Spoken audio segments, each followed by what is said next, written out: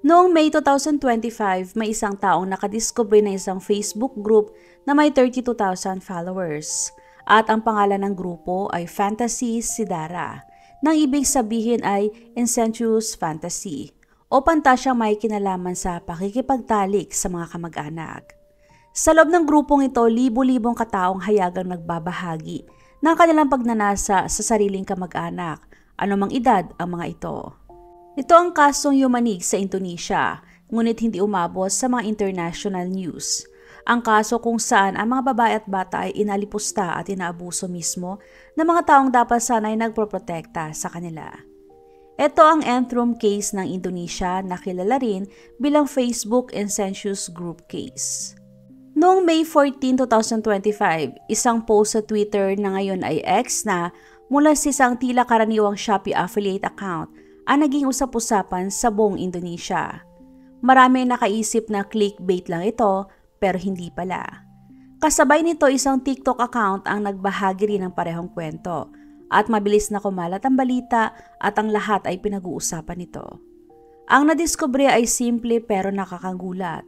Isang public Facebook group na may mahigit 32,000 na followers ang natagpuan.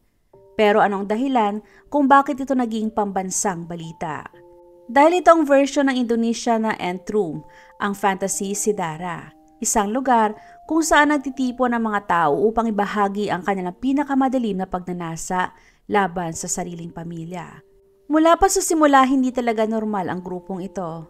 Pero ang mga post na naglalarawan ng malaswang paraan ay umpisa pa lang. May mga ama na nagsusulat tungkol sa paghihintay na lumaki ang kanilang 3 taong gulang na anak para saktan o abusuhin nila ito. At may mga kabataang lalaki na nagkukwento kung paano nila minumolestya ang kanilang mga ina habang natutulog ang mga ito. Mayroong ding mga lalaki na nagsasabi kung paano nila ninanakaw ang mga underwear ng kanilang kasambahay para sa kanilang sariling kalibugan. At yun na ilan lang sa mga post na makikita.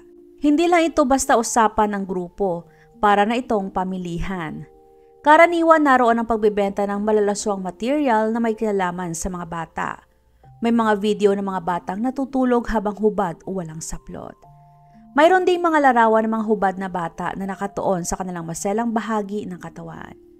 May mga kwento rin minsan na nakakathang-isip, minsan nakakatakot dahil totoo mula sa mga lalaking nagkukunwaring ama o tiyuhin na naglalarawan ng kalaswaan sa kanilang mga anak o pamangkin.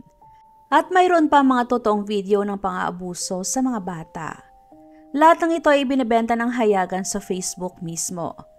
May mga nagbebenta pa na nag-aalok ng mga link papunta sa Telegram kung saan dinadala mga bumibili sa mga pribadong grupo na may exclusive o mas sensitibong nilalaman.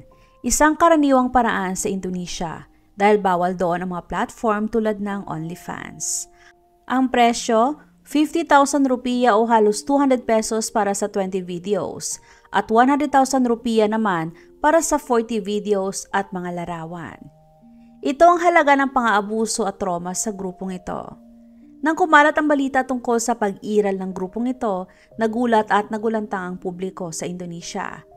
Hindi nila maunawaan kung paanong mismo mga miyembro ng pamilya ang gumagawa ng ganitong kalaswaan sa kanilang sariling mga kamag-anak.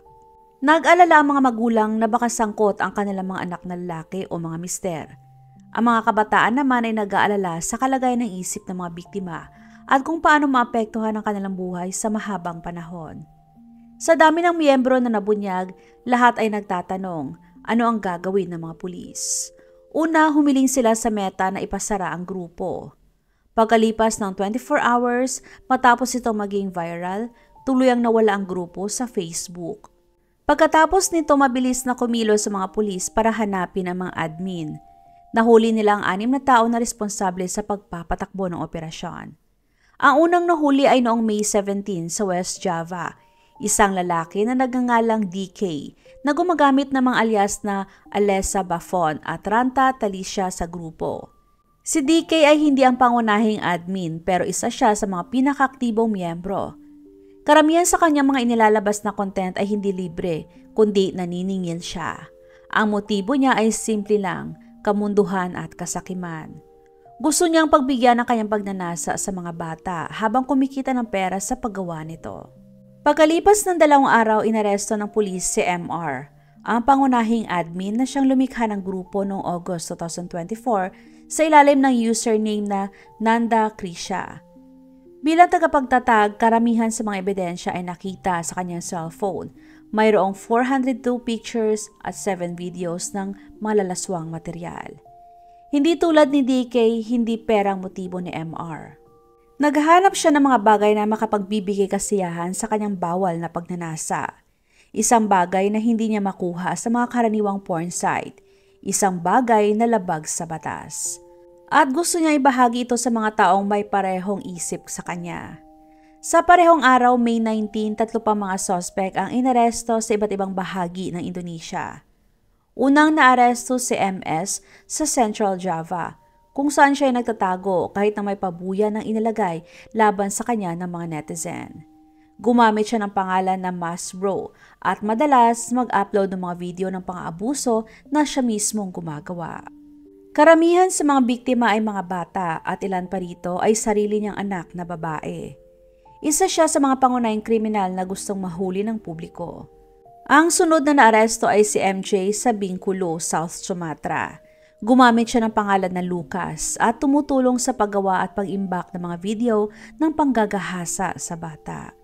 Sa investigasyon, nadiskubre ng mga pulis na hindi basta ordinaryong manyakis si MJ. Matagal na pala siyang wanted dahil sa pang-aabuso sa 4 na batang biktima sa mga unang kaso. Ang ikatlong naaresto sa araw na yon ay si KA sa West Java.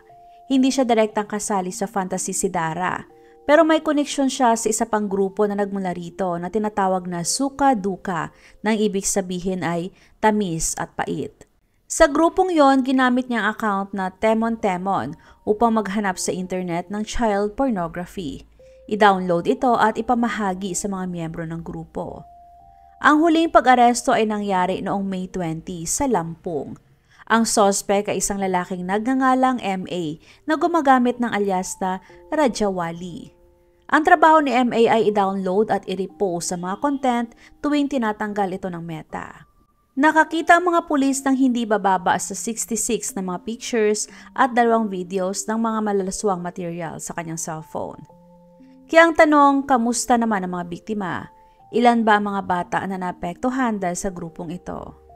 Ayon sa pahayag ng mga pulis, umabot na sa 100 mga kabataan ang naging biktima ng content na ito. Pero hetong nakakatakot na katotohanan. Dahil may 32,000 na miyembro at napakaraming private Telegram groups na konektado sa Facebook group, ang tunay na bilang ng mga biktima ay malamang na mas mataas pa ng sobra. Posibleng hindi na natin malaman ang kabuang lawak ng kasong ito. Ang Indonesia ay isang lipunang malalim ang patriarka, kung saan ang ama o ang pinakamatandang lalaki ang kadalasang may pinakamalaking otoridad sa bahay. Ang edad ang basihan ng posisyon sa pamilya at ang mga bata ay inaasahang sumunod o rumispeto sa mga magulang o nakakatanda.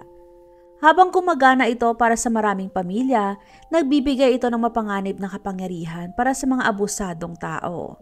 Maraming bata sa Indonesia ang walang lakas ng loob para tumanggi o magsumbong dahil sa kulturang nakatuon sa pagsunod at paggalang sa mga nakakatanda kung inaabuso na sila.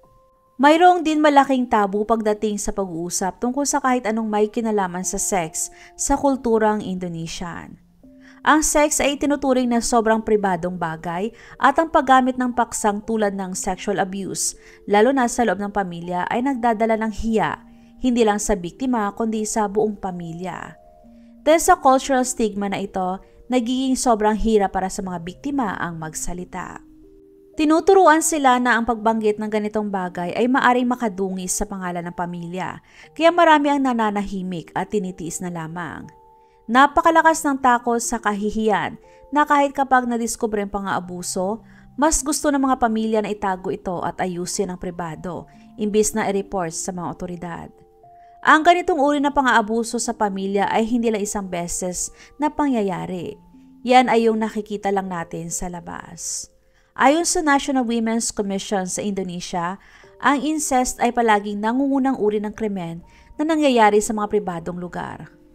Mula 2019 hanggang 2024, nakadokumento sila ng 1,765 na kaso ng incest na kinasasangkutan ng mismo mga miyembro ng pamilya. Pinakamarami na noong 2019 kung saan 1,071 kaso ang naiulat. Pagdating ng 2021, bumaba ng husto ang bilang sa 15 cases. Hindi dahil nabawasan ang pang-aabuso ng pandemya, kundi dahil mas lalo pang nahirapan ang mga biktima na mag-report habang nakakulong sila sa bahay kasama mismo ang mga nang-aabuso. Pero ito ang katotohanan. Kahit ang mga bilang na ito hindi pa nagpapakita ng totoong laki ng problema. Ang pagre-report ng sexual abuse sa Indonesia ay sobrang hirap. Maraming pamilya ang nakatira malayo sa mga police station o mga lugar na nagbibigay ng medical at psychological care. At kapag may nagtangkang mag-report sa village level, kailangan pa nila na magbayad mula sa sariling bulsa para maipadala ang ebidensya at para maimbestigahan. Para sa mga pamilyang mahirap, ang ganitong gastusin ay sobrang bigat, lalo na kapag may trauma na sila. Nakakatanggap din ng maraming kritisismo ang mga pulis dahil madalas silang mabagal at hindi sensitibo sa paghawak ng ganitong kaso. Ang mga special unit na dapat ay mahawak ng krimen laban sa kababaihan at bata, na kilala bilang PPA units, ay nanganganib pang maisara dahil sa kakulangan ng resources at mababang bilang ng reports. Mayroon ding matinding social pressure laban sa pagre-report. At ang mga biktima, pamilya nila at mga sumusuporta ay tinatakot ng mga kaibigan, kamag-anak at kahit mga kapitbahay na mga pinaghihinalaang salarin. Ang mga saksi ay pinipilit na bawiin ang kanilang testimonya kahit nasa gitna na ng paglilitis. Kapag mga lalaki ang biktima, madalas hindi pinapansin ang reklamo nila dahil sa maling paniniwala na hindi pwedeng maging biktima ang mga lalaki, na mali at delikadong pananaw. At kapag nangyaring pang-aabuso sa loob mismo ng pamilya, mas matindi pang pressure para manahimik. Mahigit 80% ng mga frontline workers na sinorvey sa Indonesia ang naniniwalang takot pag-usapan ang tungkol sa sex at ang matinding stigma mula sa komunidad ang dahilan kung bakit maraming hindi nagre-report.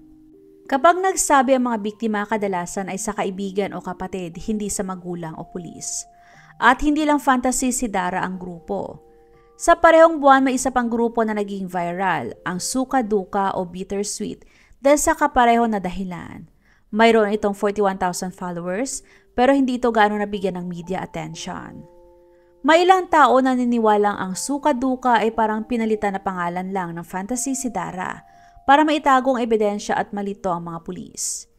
Isa sa mga inaresto mula sa grupong ito ay minor de edad. Tawagin na lang natin siyang si A dahil hindi natin alam ang tunay niyang pangalan. Si A ay isang estudyante na kilala ng mga tao bilang mabait at walang naging problema. Pero nang lumabas ang katotohanan, iba pala ang larawan. Si A ay aktibong miyembro at hindi lang siya nagpo-post, kundi nagbebenta rin siya ng mga child pornography video. At hindi lang siya kasali sa Suka Duka, kasama rin siya sa Fantasy si Dara at napakarami pang grupo. Nang suriin ng pulis ang mga account niya, nakita nila na miyembro siya ng 144 Telegram groups na nagkakalat ng pornography. Pagkatapos siyang tanungin dahil minor de edad pa siya at may mahalagang school exam na paparating, pinalaya siya at ibinalik sa kanyang mga magulang. Walang impormasyon sa publiko kung nagkaroon ba talaga ng parusa si A pagkatapos ng kanyang exam, kaya maraming magulang nag-aalala na baka maulit lang ang kanyang ginawa.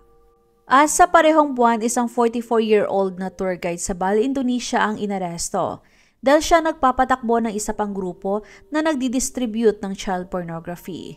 Siya ang main admin at content moderator ng grupong Sinta si Dara o Blood Related Love. Parehong konsepto, parehong nakakasukang content, mga video at larawan ng pang-abusong sexual sa loob mismo ng pamilya. Ang katotohanan ng tatlong malalaking grupo ang sabay-sabay na nadiskubre sa isang buwan ay malaking babala. Pero daan-daan pang private Telegram groups ang natuklasan sa panahong yon. Marami sa kanila ang nagbebenta ng pornography na may kinalaman sa pang-aabuso at mga bata. At hindi itong unang beses na nangyari sa Indonesia. Noong March 2017, may nabuwag na naman na pedophilia ring sa Facebook. Ang grupo ay tinawag na Loli Candies at 5 tao ang naaresto. Nilikha ang grupo noong September 2016 at umabot ito sa 7,479 members. Bawat admin ng grupo ay namamahala rin ng iba pang grupo na nagbebenta ng parehong bagay, mga video ng pang-aabuso sa mga bata. Sa mga grupong nabanggit, kahit karamihan sa suspects ay lalaki, may mga babaeng miyembro rin na nagpo-post ng nakakagulat na bagay tungkol sa sarili nilang anak o kapatid. May isang video pa kung saan may babaeng inuutusan ang batang lalaki na maghubad ng pantalon bago siya hawakan ng hindi tama. Bakit kaya patuloy na nabubuo ang mga ganitong grupo? Yun ay dahil madalas pumapalya ang censorship ng social media. Umaasa lang sila sa user reports at kahit may nagre-report na, minsan hindi ito nakikita ng platform bilang sapat na paglabag sa kanilang rules. Dagdag pa rito, ang mga grupong ito ay kadalasang gumagamit mga pribadong paraan ng pag-aanyaya. Hindi ka basta-basta makakakita ng invite link. Kailangan mo makipag-ugnayan sa admin o sa isang miyembro. Madalas kailangan pa ng bayad para makapasok, kaya mas mahirap silang matuklasan. Dahil dito maraming tao nagsisimula na mag-isip na may mas malaking organisasyon sa likod ng Indonesia's Ant Room Scandal. Posibleng kasing laki o mas malaki pa kaysa sa operasyon ng Korea. May ilang internet users na sinusubukan na iugnay ito sa online gambling rings dahil minsan nilalagay ng mga gambling site ang kanilang logo sa mga pornographic content pati na sa mga video ng pang-aabuso. Ayon sa teorya, ginagamit daw ng mga gambling site ang mga nakakagulat at illegal na content na ito bilang advertisement para makahikayat ng mga bagong gumagamit gamit ang shock value at ipinagbabawal na material. Mula October 2024 hanggang March netong taon pa lamang, tinanggal na ng Indonesian Ministry of Communication and Digital Affairs ang mahigit 1.3 million content na may kinalaman sa online gambling at pornography. At ang nakakagulat, ang bilang na 1.1 million dito ay tungkol sa sugal at halos 50,000 naman ang nakita sa mga platform ng Meta tulad ng Facebook at Instagram. Sa ngayon, sinasabi ng mga opisyal ng Indonesia ay nakakaranas ng dalawang malaking problema, isang online gambling emergency at isang child pornography emergency. Ayon sa Indonesian Child Protection Commission, noong 2024, may 47 cases ng child pornography ang nadiskubre ng mga pulis na may 58 suspects sa loob lang ng 6 na buwan. Nakapagpa-block din sila ng mahigit 15,000 na pornographic websites. Hindi lang haka-haka ang koneksyon sa pagitan ng online gambling at exploitation. May mga financial records na nagpapakita na may pera talagang umaagos sa pagitan ng mga illegal na operasyong ito. At marami sa parehong platforms na nag-host ng sugal ay ginagamit din para magbenta o magpakalat ng mga abusive content. Pero mahirap patunayan ang mga koneksyong ito dahil karamihan ng ebidensya ay nabubura o nawawala bago pa man masecure ng mga investigador. Tungkol naman sa Fantasy Sidara mismo, marami ay nagtanong kung posible ba na 6 na tao lang ang tagapamahala ng ganong kalaking grupo, lalo na't konektado ito sa napakaraming iba pang grupo sa iba't ibang platform. At may isang kakaibang bagay, dahil matapos maaresto ang 6 na admin, biglang tumigil ang balita. Puno ng coverage noong May at noong unang bahagi ng June 2025, tapos naging tahimik na. Kinasuhan ng mga suspects sa ilalim ng iba't ibang batas ng Indonesia tungkol sa electronic information, transactions at pornography. At sa kasong itong maximum na parusa ay 15 years na pagkakakulong at 6 billion rupiya o kulang-kulang 21 billion sa peso na multa. May mga batas naman ng Indonesia na dapat nagpoprotekta sa mga bata. Ang Law No. 23 ng 2002 ay nagtatakda ng karapatan ng mga bata sa proteksyon at rehabilitasyon mula sa sexual exploitation. Ang Law No. 35 ng 2014 naman ay pinalawak ang definition ng sexual crimes at tinaasan ng mga parusa. Nilikha pa nga ng gobyerno isang pambansang movement against child sexual violence, kung saan nagtutulungan ang National Police, Office of the Attorney General at 12 ministeryo. Sa papel, kompleto ang sistema, pero sa tunay na buhay, napakalaki na agwat sa pagitan ng sinasabi ng batas at ng aktwal na nangyayari. Walang ibinibigay ang gobyerno na espesyal na rehabilitasyon para sa mga batang biktima ng sexual abuse. Kulang ang mga serbisyo dahil sa kakulangan ng pondo, mahinang koordinasyon at hindi pag-abot sa mga lugar na malayo. Nangako rin ang Women and Child Protection Commission na tutulungan nila ang mga biktima. Pero kung may 32,000 na miyembro ang grupo at posibleng libo-libo ang biktima, ang tulong na yun ay parang patak lang kumpara sa laki ng problema. Karamihan sa mga biktima ay hindi kailanman makakatanggap ng counseling. Karamihan ay ginugugol ang kanilang buong buhay at sinusubukan na buuin muli ang sarili habang nakatira pa rin sa isang bahay kasama ng taong sumira sa kanila. At yun ang katotohanan kailangan nating harapin. Hindi ito kwento na may magandang pagtatapos. 6 na inaresto ay hindi sapat para burahin ang 32,000 ng mga predator. Ang pag-block sa isang Facebook group ay hindi titigil sa daan-daang Telegram channels. Ang pinakamabigat na parusa sa papel ay hindi garantiya ng totoong hustisya. Hindi pa gumagaling ang mga biktima, hindi pa masusolusyonan ang problema. Ang mga predator ay nandyan pa rin. Ang mga grupo ay patuloy pa rin na gumagana. At hanggang hindi tayo handang pag-usapan na mahihirap at masiselang usapin tungkol sa dynamics ng pamilya, patriarchal power, kultura ng kahihiyan at pananagutan ng mga platform, at hanggang hindi natin inamin ang problema ay nanggagaling mismo sa loob ng bahay, walang magbabago. Minsan ang pinakamapanganib na predator ay hindi yung mga nasa labas o ibang tao. Sila yung mga taong lubos na pinagkakatiwalaan natin at yun ay ang ating pamilya. At hanggang hindi tayo handang tanggapin ang katotohanan yon at protektahan ang mga bata, kahit nang ibig sabihin nito ay questionin ang pinakamalalim na nakatanim na paniniwala ng kultura, patuloy na mangyayari ang ganitong mga kaso. Kaya ano sa tingin mo? Ginagawa ba natin ang sapat para protektahan ang mga bata o mas pinipili na lang nating umiwas at pumikit?